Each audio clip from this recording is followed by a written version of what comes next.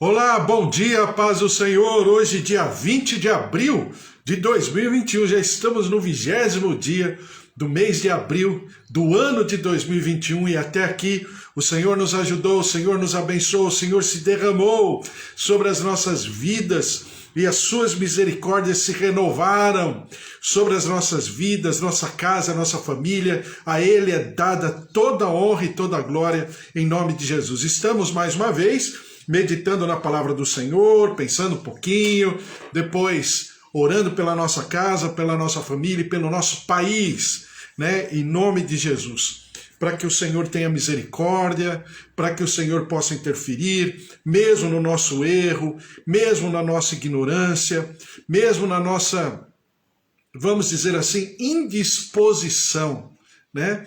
Em procurarmos ao Senhor, que o Senhor tenha misericórdia, que o Senhor se derrame, que o Senhor se compadeça, né? Em nome de Jesus, a exemplo daquilo que aconteceu com o povo de Nínive, né? Capital da Síria, da antiguidade, a grande potência da época, a Síria, e Jonas foi mandado até lá, o profeta Jonas, exatamente para que ele pudesse trazer o juízo do Senhor. Mas naquele momento, o povo se arrependeu e o povo buscou ao Senhor. E a Bíblia fala que o Senhor, após ver tudo aquilo que o povo de Nínive fez, os ninivitas, desde o rei até os próprios animais, os bebês, as crianças de colo, a Bíblia diz que o Senhor se arrepende e o Senhor livra aquele povo e o Senhor perdoa aquele povo. E nós queremos nos derramar diante do Senhor da mesma maneira. Por isso que o Senhor se derrame sobre a nossa casa, a nossa família, os nossos queridos, o nosso país, a nossa nação, em nome de Jesus. Bom dia, pastora Mara, tudo bem? A paz do Senhor. Bom dia, minha tia Rosália, minha tia Alzira, também sempre orando pelo meu primo Alexandre e também por todos os nossos queridos, né? Também meus tios, meus pais, seu João, dona Dária, dona Nadir, seu Toninho, filhos, netos, genros, noras, né? A presença, o poder, o mover do Senhor sobre cada um de nós, se derramando, manifestando a sua glória, a sua unção, a sua graça, o seu poder, a sua cura, a sua saúde, em nome de Jesus. Estamos lendo a palavra do Senhor, eu vou ler aqui que é mais rápido. Mateus capítulo 18, né, que diz assim, versículo 1, naquela hora aproximaram-se de Jesus os discípulos perguntando, quem é, porventura, o maior no reino dos céus? E Jesus, chamando uma criança, colocou no meio deles, ou seja, Jesus é quem atrai a criança, quem traz a criança para o meio, né? Lembre-se que criança e mulher naquela época eram pessoas, vamos dizer assim, muito discriminadas, né? Não que naquela cultura não seja até os dias de hoje, mas naquela época era mais ainda, tá? E diz assim, e disse, em verdade vos digo que se não vos converterdes e não vos tornardes como crianças, de modo algum entrareis no reino dos céus. Portanto, aquele que se humilhar, como esta criança, esse é o maior no reino dos céus. Por quê? Porque a criança, por si só, ela já se sente limitada, né? Ela tem a consciência, principalmente na primeira infância, de que ela é completamente dependente. É por isso que no Salmo capítulo 8, a Bíblia fala que dessas crianças é que se extrai o verdadeiro louvor. Por que o verdadeiro louvor? Porque é o choro, né? Engraçado que, olha como é a visão de Deus em relação à criança, né? A gente quando está num culto, está numa reunião entre aspas, de adultos, né? Parece que a nossa reunião é mais importante. E geralmente a gente acha que a criança está... A gente acha não, a gente tem certeza que a criança está atrapalhando, ou porque ela está correndo, ou porque ela está gritando, ou porque ela está brincando, ou porque ela está chorando. Mas aos olhos de Deus, aos olhos do reino, o verdadeiro louvor se extrai dessas crianças. Engraçado, né? Como a visão de Deus, ela é completamente contrária àquilo que, entre aspas, na nossa sabedoria nós entendemos ou achamos. Então a Bíblia fala no livro dos Salmos que no chorar dessas crianças se extrai o verdadeiro louvor e ela é empecilho para os adversários. Ou seja, existe uma constatação no mundo espiritual. E o choro de uma criança depõe contrariamente, né, a todo o movimento espiritual. Incrível isso. Para quem conversa sobre guerra espiritual, mundo espiritual, é um texto completamente, né, desafiador. Por quê? É por isso que Jesus se propõe a vir como uma criança, como um bebê. Alguém poderia falar, nossa, mas que perigo ele correu, porque o diabo queria matá-lo a todo instante. Sim, mas ele não encontrou ocasião. Por quê? Porque no choro, agora, do menino Jesus, havia uma constatação, uma dependência completa de Deus. E é por isso que nós devemos ter no nosso coração preservado esse sentimento de criança, não é a malícia, não é o juízo, mas a malícia, como Paulo diz, sendo de uma criança. Por quê? Porque nós temos que nos derramar diante do Senhor na nossa limitação. Depois diz assim, Mateus capítulo 18, versículo 6, qualquer, porém, que fizer tropeçar a um destes pequeninos que crê em mim, melhor lhe fora que se lhe pendurasse ao pescoço uma grande pedra de moinho e fosse afogado nas profundezas do mar. Ai do mundo por causa dos escândalos. É nisso que eu tenho pontuado, nessa primeira frase. Ai do mundo por causa dos escândalos, porque é inevitável que venham escândalos. Mas ai do homem pelo qual vem o escândalo. Portanto, se a tua mão, aí ele fala sobre mão, pé, olhos, né? Que é realmente nós preservarmos e termos o discernimento, a consciência, que nós não podemos olhar todas as coisas, e olhar aí não é o olho físico, né? Mas é o entendimento. E a Bíblia fala para nós fugirmos da aparência do mal, não é nem do mal, é da aparência do mal. Né? Então é exatamente cortar o pé, ou cortar a mão, ou cortar o olho, cortar o entendimento. Né? Eu prestar atenção naquilo que eu estou sendo alimentado no meu entendimento a todo momento. Segundo, cortar a mão. A mão fala sobre obra, sobre praticar. Então eu preciso o quê? Nortear a minha vida para que eu não cometa, vamos dizer assim, as mesmas práticas do mundo. E em terceiro lugar, cortar o pé significa que eu não posso caminhar, seguir o caminho do mundo.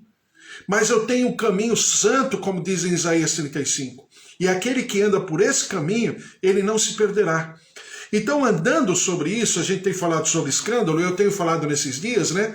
Eu não apenas preciso entender que, como diz Jesus, o escândalo é inevitável, e se o escândalo é inevitável, eu preciso prestar atenção, primeiro, para não ser pedra de tropeço, ou seja, pedra de escândalo para alguém. Segundo, eu também preciso me alimentar, me fortalecer, me capacitar, para que, perante aos escândalos que estão ao nosso redor, eu permanecer convicto, eu permanecer responsável, como diz Paulo, e Pedro também fala muito, eu preciso ser sóbrio, equilibrado, amadurecido, capacitado, não pela minha experiência pessoal, não pela minha sabedoria humana, mas pela constituição que o Senhor coloca sobre mim, como filho do Deus vivo, como um cidadão do reino dos céus, como um habitante das regiões celestiais. Então é exatamente esse maior desafio. Então eu tenho pontuado que a maioria das vezes, tanto quem escandaliza, como também é escandalizado, ao que? Dificuldade do conhecimento de Deus, dificuldade ou limitação no seu próprio conhecimento de quem ele é de fato, e em terceiro lugar, dificuldade sobre o conhecimento do mundo espiritual, das leis que regem o mundo espiritual. Então tudo isso é norteado, é ensinado, é estabelecido através da palavra do Senhor. Por isso que a Bíblia fala, Provérbios 18:15, o coração do sábio adquire o conhecimento e o ouvido dos sábios procura o saber. Então, o coração do sábio, ele procura conhecimento, né? E o ouvido dos sábios procura o saber. Tiago 1:25, eu gosto tanto dessa frase, pelo menos na minha Bíblia, na minha tradução está escrito assim, eu gosto muito. Mas aquele que considera atentamente na lei perfeita, lei da liberdade, e nela persevera, não sendo ouvinte negligente, mas operoso praticante, esse será bem-aventurado no que realizar. Olha só, a Bíblia chama aqui em Tiago 1:25 de lei perfeita, depois fala lei da liberdade, né? Exatamente fazendo alusão à célebre frase de Jesus Cristo, que hoje em dia tanto se fala, principalmente no nosso país, né? Conhecereis a verdade vos libertará. Aliás, tem sido pauta na minha oração, né? Que o Bolsonaro como ungido de Deus, como diz a palavra, ungido de Deus porque é separado de Deus, né? Como autoridade. Não vá misturar ungido de Deus como, vamos dizer assim, como alguém que professa Jesus, a palavra. Isso aí é ele com ele, né? Cada um é cada um. Ado, cada um no seu quadrado. Isso é ele com ele, a vida dele com Deus. Mas de maneira pública, né? Ele sempre fala, conhecereis a verdade vos libertará. Pegando esse texto, eu sempre estou orando e falando, Senhor, já que o Senhor ungiu uma pessoa para ser presidente, essa pessoa a cada momento diz, e os seus seguidores também dizem, conhecereis a verdade vos libertará, que essa palavra, que essa frase se manifeste no nosso país, em nome de Jesus. Nós brasileiros, nação brasileira, estamos, ó Senhor, sofrendo exatamente por falta do conhecimento da verdade. Não é que a verdade não esteja aí, né, a todos os pulmões, né? Eu sempre falo para você, só de comentário, não é nem de Bíblia, só de comentários bíblicos em português. Eu fiz outro dia uma conta que eu estava numa livraria grande aí, né, evangélica. Eu fiz a conta ali e o vendedor falou para mim que os principais estavam ali naquela prateleira. Foram 22 comentários bíblicos, fora a própria Bíblia. Então, a verdade está aí. A questão não é a verdade, a questão é o conhecimento da verdade. Então, nós estamos orando, eu tenho orado no meu jejum, exatamente para que isso seja exposto. Em nome de Jesus, eu conversava com o João ontem, né, João? Tem muitas denúncias, a todo momento a gente recebe alguma coisa no WhatsApp. Essa semana foi do ex-senador Magno Malta, né, que é um servo de Deus, é um homem de Deus, um homem temente a Deus, lá do Espírito Santo, já foi senador. Ele tem uma frente de trabalho, né, junto à recuperação de drogados e tal, lá na sua região, lá em Vila Velha, lá no Espírito Santo. Então, um homem comprometido com o Senhor e tal. E ele falando de coisas, né? Então nós temos que orar e colocar diante do Senhor, porque é essa verdade que vai libertar. Porque a Bíblia chama essa verdade de lei perfeita, como eu li agora, de lei da liberdade, e nela persevera. Não sendo ouvinte negligente, mas operoso praticante, esse será o quê? Feliz. Porque a Bíblia diz, esse será bem-aventurado no que realizar. E Tiago 2,12 diz assim, falai de tal maneira e de tal maneira procedei, como aqueles que hão de ser julgados pela lei da liberdade. Mais uma vez, Tiago, e eu sempre falo para você, né, Tiago, a carta de Tiago é a prática, é de como nós devemos viver, ipsis literis, né?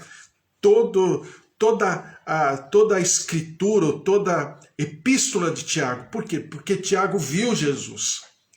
Tiago teve o privilégio de andar com Jesus como seu irmão, né? Porque Tiago realmente era filho. de Maria e de José. Mas cresceram juntos, né? Então Tiago, ele viu Jesus no dia a dia. Então você percebe em toda a epístola de Tiago que existe essa característica maravilhosa do cotidiano, do dia a dia, como nós devemos proceder. E eu falei conhecer a Deus. Em segundo lugar, quem nós somos.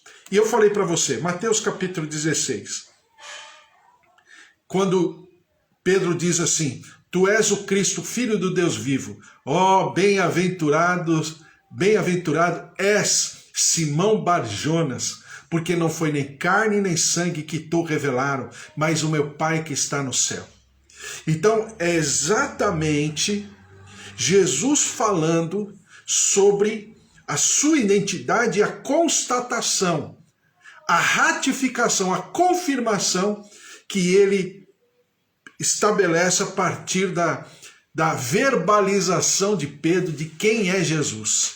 Imediatamente falando, depois ele diz assim, e você é um Petros, né?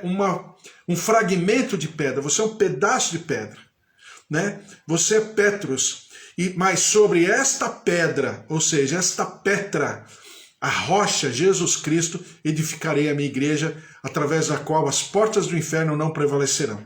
Então ali está estabelecido de que Pedro, representando a nós todos, né, ele está em Jesus Cristo como o mesmo elemento, como o mesmo material, a mesma composição, porque Jesus como homem, ele também é pedra angular, pedra principal também não, ele é o único que é, né? Pedra principal, pedra angular, a rocha eterna Jesus Cristo.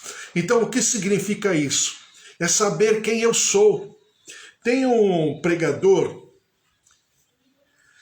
que eu acho maravilhoso tudo que ele fez, que ele pregou, né? E ele tinha uma guerra pessoal muito grande, porque ele lidava com a depressão, mas uma depressão profunda, muito profunda, né? A tal ponto que ele, durante o ano, haviam épocas que ele precisava se retirar do seu ministério e depois ele voltava, porque era uma coisa muito séria, né? Claro que na sua época a limitação técnica, científica sobre a depressão, né, que não é eu não estou falando agora da questão espiritual, estou falando uma questão de organismo mesmo, de falta de alguns elementos necessários para o corpo humano. E Charles Spurgeon é esse homem. Mas do outro lado, foi um dos maiores pregadores, com John Wesley, por exemplo, um dos maiores pregadores que o mundo já conheceu. E Charles Spurgeon, como pastor, uma vez ele foi visitar uma irmã na Inglaterra, né? E conversando com essa irmã, uma irmã muito simples, humilde, beirava a miséria, né? Mas ele foi visitar a irmã. E conversando com a irmã, tomando um cafezinho com ela e tal, né? O inglês toma chá, né? Tomando um chazinho com ela, ele viu um quadro muito bonito no meio da sala, né? E ele viu que era um quadro assim de uma coisa escrita. Ele falou, que coisa é essa? E a irmã falou para ele, olha, eu servi a condessa fulana de tal, né? A gente está falando da Inglaterra, né? De corte, de realeza, de rainha, né? De súditos. Então eu servi essa condessa durante muitos anos, décadas e décadas. E ela, antes de falecer, ela me deu esse presente. Eu achei essa carta tão bonita que eu mandei emoldurar, colocar num quadro e agora está aqui na minha sala já faz alguns anos. Aí Charles Spurgeon, olhando a carta assim, mas ele não estava enxergando direito, ele falou, será que você me deixaria pegar esse quadro e ler? A irmã era analfabeta. E aí quando ele leu, sabe o que era aquela carta? Era aquela condessa transferindo para aquela irmã a sua criada durante tantas décadas, transferindo toda a sua riqueza, todos os seus bens, toda a sua fortuna. Aliás, né? Tudo, né, já estava catalogado e o governo estava em polvorosa, os bancos e tal, porque aquela mulher havia falecido, não havia herdeiro, né, vivo, e ficava todo mundo falando, há anos falando, que aquela riqueza, aquela mulher não tinha deixado para ninguém. E na verdade aquela mulher tinha deixado aquela riqueza para uma pessoa, que era a sua criada.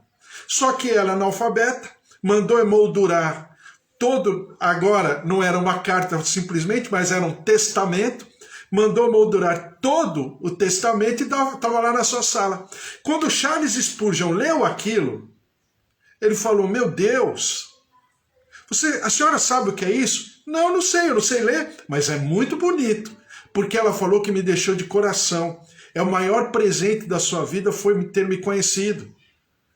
E aquela mulher rica, poderosa, né, milionária, bilionária, tinha deixado tudo aquilo para aquela criada, para aquela, né, sua empregada, mais sua amiga, mais do que empregada, amiga. E aí Charles Spurgeon correu, foi atrás do advogado, foi para a imprensa e todo mundo ficou sabendo. Aquela criada da noite para o dia se transformou numa das mulheres mais ricas de toda a sociedade inglesa. Então, e Charles Spurgeon, ele conta esse testemunho em alguns dos seus livros exatamente por causa disso. Porque quando a gente fala quem nós somos diante de Deus, na maioria das vezes, nós não entendemos na profundidade. Eu sempre brinco com você e falo, né? Quando você pega, na maioria dos crentes de hoje em dia, você faz assim com a Bíblia, eu não faço assim que estão os meus pedidos de oração aqui, senão vai cair, então tem que segurar. Mas se você faz assim com as Bíblias, na maioria dos crentes, tá cheio de envelopinho de campanha, né?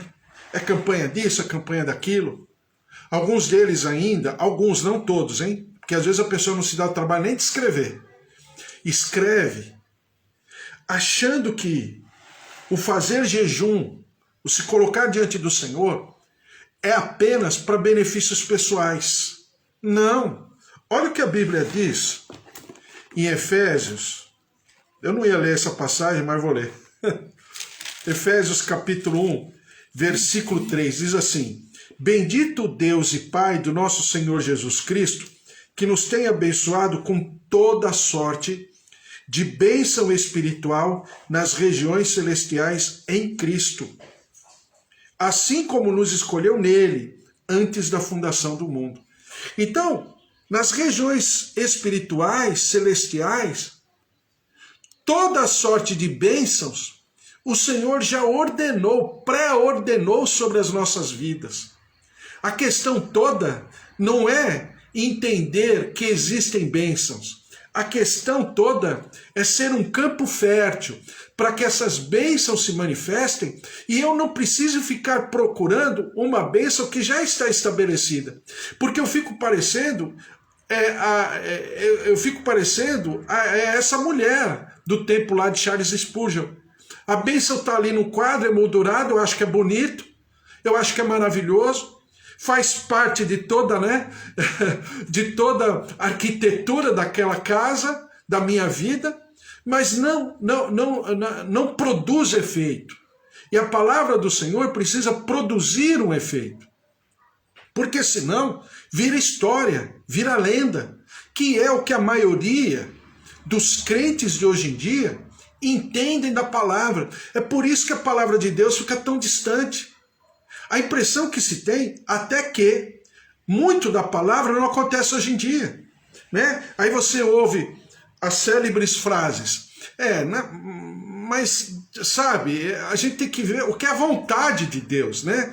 Então a vontade de Deus, mas a vontade de Deus está aqui. Então é um conflito muito grande a respeito disso. Por quê? Porque nós não sabemos quem somos, ou o que significa ser herdeiro de todas as bênçãos espirituais nas regiões celestiais. A Bíblia está falando todas, não é alguma. Não é, precisa ver a relação, não, todas as bênçãos. Então é exatamente essa constituição. Primeiro, conhecer a Deus. Segundo, saber quem nós somos. A Bíblia fala sobre, em Lucas capítulo 15, eu não vou ler porque isso aí, esse texto a gente conhece, né? A história do filho pródigo. Mas agora eu não vou falar do filho pródigo. Eu vou falar do irmão mais velho. Por quê? Porque o irmão mais velho também nos ensina muito a respeito de quem é, né? Porque chega uma hora que o pai, quando recebe o filho pródigo, e a Bíblia fala que ele o encobre de beijos, lhe dá sandálias, capa, anel, ou seja, trazendo aquele filho a ser honrado novamente, né? Ainda que ele tenha perdido toda a fortuna que lhe cabia, toda a sua herança, né? Tratado o seu pai como se houvesse morrido já. Mesmo assim, contudo, ele entende, ele pede perdão ao pai, pede perdão ao Senhor, e a consciência dele o leva a outro patamar. E o irmão mais velho não. O irmão mais velho fica escandalizado. Olha aí o escândalo. Olha aí o tropeço. E o irmão mais velho fica escandalizado, mas por algo que havia um sentido espiritual, ainda que não houvesse um significado humano, mas havia um sentido espiritual. E o irmão mais velho recrimina o seu pai e fala: olha, há tantos anos eu te sirvo. Geralmente o irmão mais velho é o que padece mais, né? No sentido de ter vivido muitas coisas com seu pai, com a sua mãe, com a sua família, que os outros irmãos não viveram. E às vezes o filho mais velho, ele fica com mais trauma, com mais ressentimento, com mais amargura por causa disso. Isso quem explica mais é a pastora Mara, né? Que é ministra de Cura e Libertação, sabe muito mais do que eu. Mas é exatamente isso. E o filho mais velho, ele diz o seguinte: pai, você nunca me ofereceu um cabrito, um cordeiro, para eu comer com os meus amigos. E o pai fica assim, embasbacado da lógica, da visão daquele filho, da sua baixa autoimagem. Por quê? Porque ele fala assim: mas filho, tudo que eu tenho é teu. Não é meu, é mais teu do que meu. Você não teria um cabrito, você tem um rebanho inteiro. Você tem a minha casa, você tem a minha vida, tem tudo. Se você não comeu, foi porque você não quis. Mas eu sempre lhe dei tudo.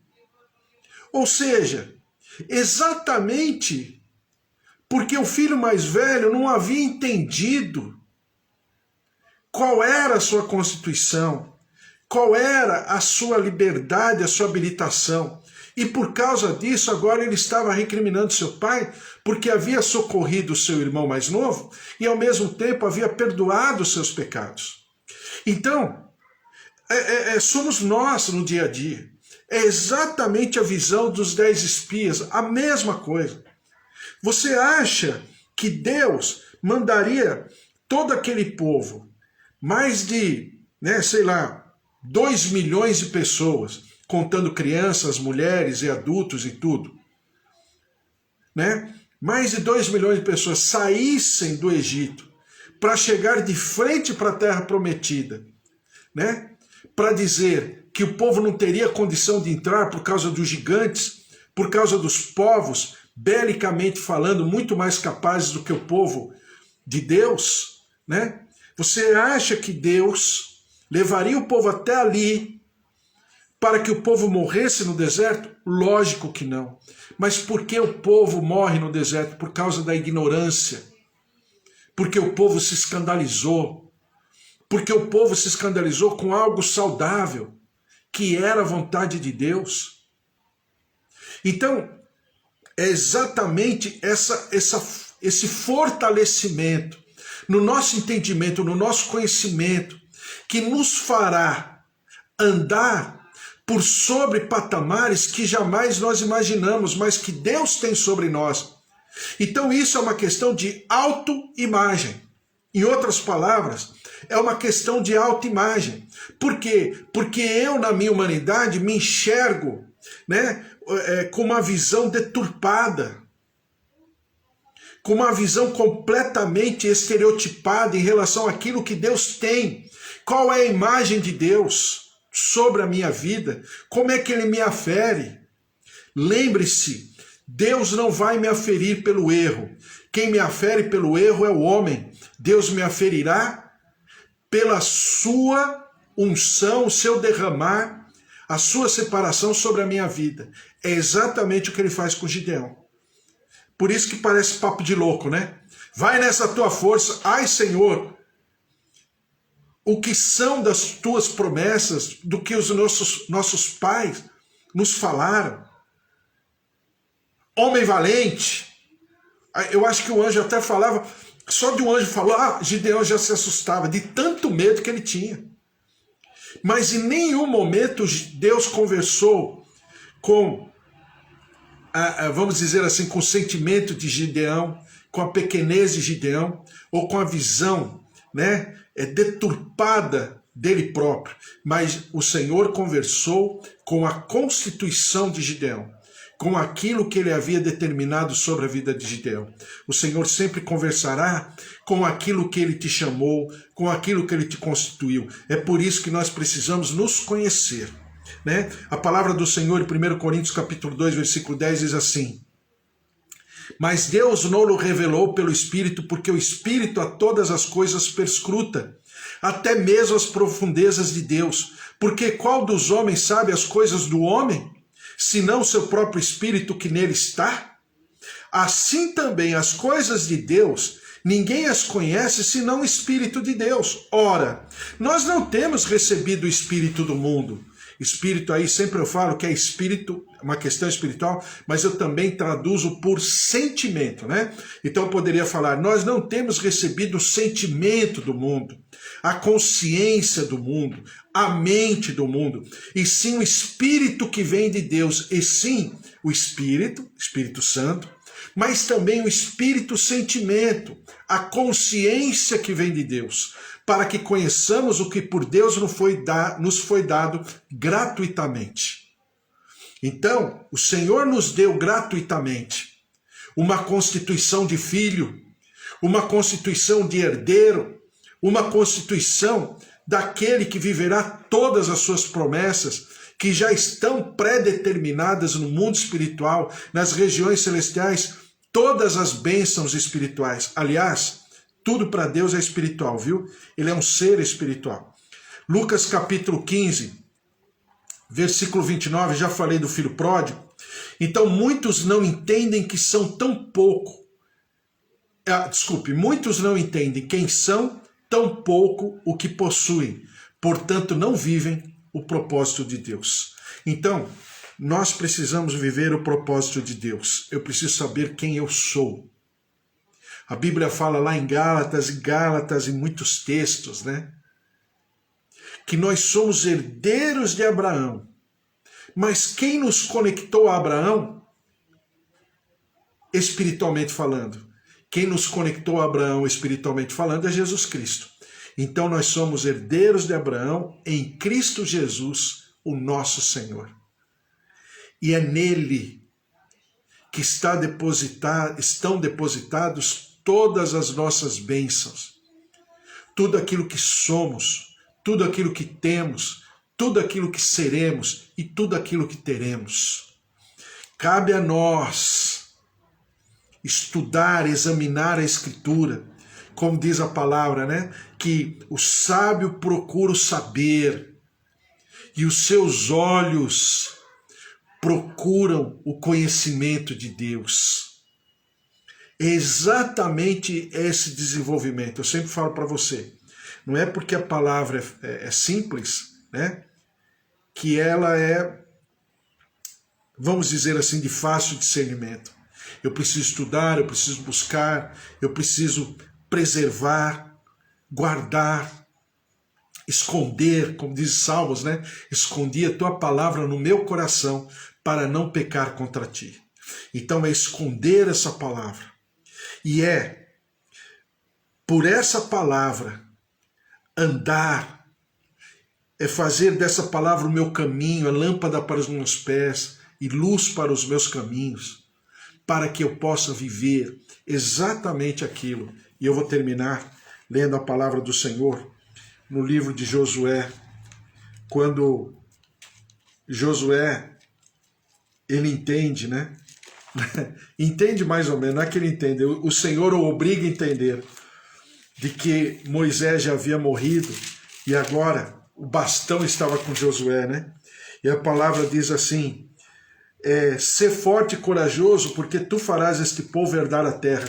Josué, capítulo 1, versículo 5. Ninguém te poderá resistir todos os dias da tua vida. Como fui com Moisés, assim serei contigo. Não te deixarei, nem te desampararei. Ser forte e corajoso, porque tu farás este povo herdar a terra que, sob juramento, prometi dar a seus pais. Então, somente ser forte e muito corajoso, para teres o cuidado de fazer segundo toda a lei que o meu servo Moisés te ordenou. Dela não te desvies, nem para a direita, nem para a esquerda, para que sejas bem-sucedido por onde quer que andares. Não cesses de falar deste livro da lei, antes medita nele de dia e de noite, para que tenhais cuidado de fazer segundo tudo quanto nele está escrito. Então farás prosperar o teu caminho e serás bem-sucedido. Depois ele fala pela terceira vez, né? Não te mandei eu, ser forte e corajoso. Não temas, nem te espantes, porque o Senhor teu Deus é contigo por onde quer que andares.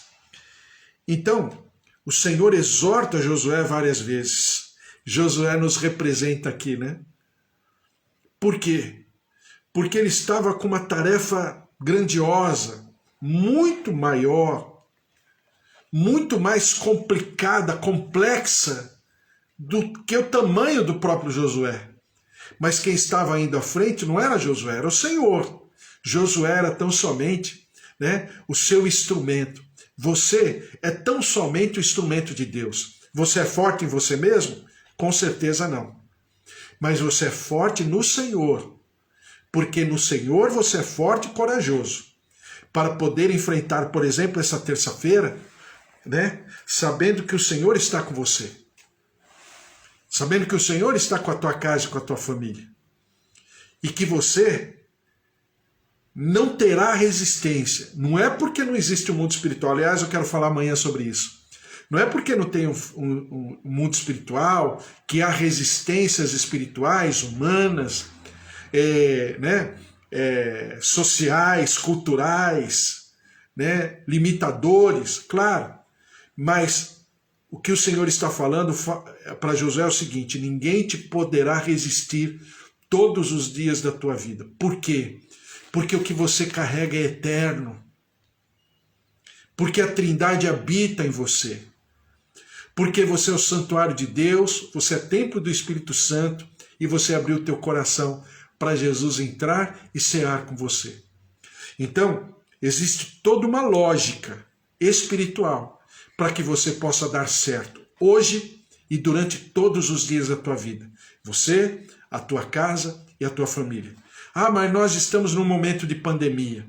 Mas nós estamos numa situação intimidadora, como jamais, possivelmente, a humanidade tenha passado, ou pelo menos nós aqui no Brasil tenhamos passado, de quase 3.000 pessoas morrerem por dia.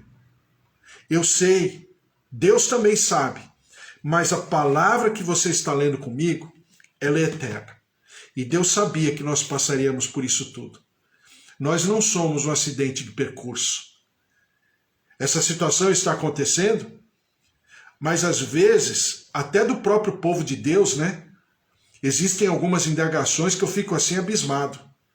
Como se Deus não soubesse que isso aconteceria um dia. E que você e eu passaríamos por isso. Mas, entendendo que Deus é eterno, a sua palavra é eterna, as suas promessas são eternas e tudo que vem dele é eterno, então eu entendo que em Deus ninguém nos poderá resistir todos os dias da nossa vida. Então, é aquilo que o filho, né, mais velho do pai do filho pródigo não tinha entendido ainda.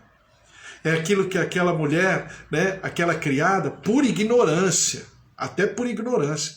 Lembre-se, Não é porque eu sou ignorante que o meu pecado não será, avaliado pelo Senhor. Não é isso. Tanto é que a Bíblia fala em Oséias 4, o meu povo sofre porque lhe falta o conhecimento. Então, até na minha ignorância, eu também sofro. Mas a Bíblia também diz em João 8, conhecereis a verdade vos libertará. Então, a falta de conhecimento me leva à prisão e a falta de conhecimento me leva ao sofrimento. Não é o diabo que me leva ao sofrimento, tá? O salário do pecado não é o sofrimento, o salário do pecado é a morte. O que me leva ao sofrimento é a minha falta de conhecimento da palavra de Deus. E isso me leva ao sofrimento, diz lá em Oséias capítulo 4. Então, nós precisamos perseverar, preservar, insistir nessa palavra, como diz Tiago que a gente leu, a lei perfeita, ou a lei da liberdade, que é exatamente pensar, meditar e andar, nos propormos a andar por sobre essa palavra, porque aquele que anda sobre o caminho santo jamais cairá, jamais será enganado, obscurecido na sua caminhada, porque ele tem um Deus todo-poderoso e o povo que conhece o seu Deus é um povo forte. Glória a Deus, vamos orar em nome de Jesus. Pastora Mara que está aqui, Walter, Sueli Felintro, Magda, todos, Rosa Araújo, todos que estão aqui, João, Roseli, Bispo Antônio, familiares, netos, a presença, o poder, o mover, genros, noras, o poder de Deus, pastora Mara também, em nome de Jesus também aqui, a Sônia Cavalcante, Sônia de Vinhedo, estou orando pela tua filha, hein, Sônia? A Tati, já está aí para ter o bebê, está grávida, nós estamos orando por ela. Também, falando em Vinhedo, a Kátia, de Valinhos, Deus abençoe também. O Senhor esteja sobre cada um de vocês. A Elô, Wesley, filhões, toda a sua casa, a sua família. Amanda também, Deus abençoe. Amanda, Fábio, Júlia, Luquinha, todos os familiares. Em nome de Jesus, que o Senhor abençoe, que o Senhor se derrame sobre cada um. Em nome de Jesus, vamos orar, colocar o nosso jejum, hoje é o nosso nono dia de jejum. Estamos orando pelo nosso país, pela nossa vida, pela nossa casa, pela nossa família, mas principalmente pela nossa vida no altar do Senhor, conhecendo mais de Deus, O maior jejum que existe é quando eu faço jejum de mim e me coloco diante do Senhor, não pelas benesses, não pelos benefícios. Benefícios eu não preciso pedir, são sinais que me seguirão. Eu preciso pedir sim, para que eu conheça cada dia mais, para que o Senhor se revele e eu tenha a revelação de mim, da minha constituição, da minha identidade espiritual. Eu oficio ao Senhor, o Senhor me oficia. É essa visão espiritual do jejum, do verdadeiro jejum, conforme Isaías 58. Vamos orar? Senhor, nosso Deus, nosso Pai, nós colocamos os nossos queridos, todos os teus servos que estão aqui, seus familiares, ó Deus, genros, noras, filhos, pais, marido, esposa, netos, avós, tios, sobrinhos, tua graça, tua glória se derramando, protegendo, guardando. Ó Deus, o teu povo está à sombra do Onipotente, guardados diante do teu altar. O Senhor é o nosso refúgio, o Senhor é o nosso socorro bem presente na hora da nossa angústia. E nós nos derramamos diante de ti para conhecermos, para sermos ministrados, porque como nós lemos aqui, o teu Santo Espírito perscruta o teu coração, mas também perscruta o nosso coração. E nós, na plenitude, na inspiração do teu Santo Espírito, possamos ser convencidos do pecado, da justiça, do juízo, e ao mesmo tempo sermos incorporados com esse manequim espiritual, que é o teu chamado, a tua graça, a tua constituição sobre cada um de nós, nossos familiares, familiares, nossos queridos. Por isso, ó Deus, derrama-te cada dia mais, que nós possamos transpor o conhecimento teórico, teológico, o conhecimento, ó Deus, didático, e passarmos para um conhecimento espiritual, através do qual somente o teu Santo Espírito pode manifestar, pode estabelecer. Por isso, ó Senhor, derrama-te sobre nós, e nós daremos sempre ao Senhor todo louvor, toda honra e toda glória. Derrama-te sobre o nosso país, tem misericórdia. Conflitos e narrativas, gestores públicos incompetentes, negligentes, subornáveis, corrompidos, mas também são corruptores. Exatamente, ó Deus, violentam o nosso povo brasileiro em todos os sentidos. Por isso, Senhor, derrama-te sobre a nossa nação. Vem com a tua graça, com a tua justiça, mas também derrama-te com teu juízo, já que essa verdade liberta. Ó Deus, a tua lei é liberdade, que haja liberdade, e que o teu mover, na tua misericórdia, na tua compaixão, no teu perdão, porque nós temos pecado contra o Senhor, contra a tua graça, contra o teu poder, contra o teu Filho.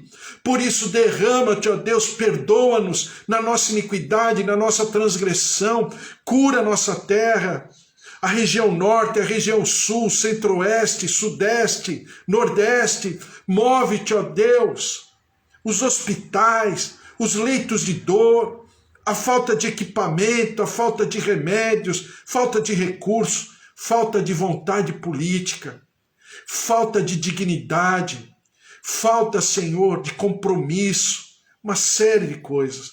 Derrama-te, tem misericórdia. A tua palavra diz que por onde o Senhor passa, o Senhor faz o bem. E nós precisamos, ó Deus, que o Senhor passe, que o Senhor cure, que o Senhor liberte, que o Senhor restaure a nossa nação. A Bíblia fala lá em Isaías 58 que o verdadeiro jejum produz uma identidade de intercessor, daquele que clama, daquele que ora, e faz tornar o seu país habitável.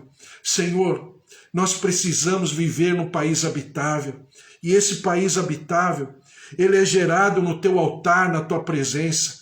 Por isso derrama-te, tem misericórdia, visita-nos, e nós daremos sempre ao Senhor todo louvor, toda honra e toda glória em nome de Jesus. Senhor, derrama-te sobre cada um que está aqui, suas tarefas, o trabalho, a vida financeira, profissional. Senhor, tem misericórdia, livra-nos desses dias. Ó Deus, que o teu sustento, o teu caminho, as tuas liberações, as bênçãos ordenadas no mundo espiritual se derramem sobre cada um de nós, nossa casa, nossos familiares, nossos queridos, e nós te louvaremos sempre e daremos sempre ao Senhor todo louvor, toda honra e toda glória em nome de Jesus. Amém.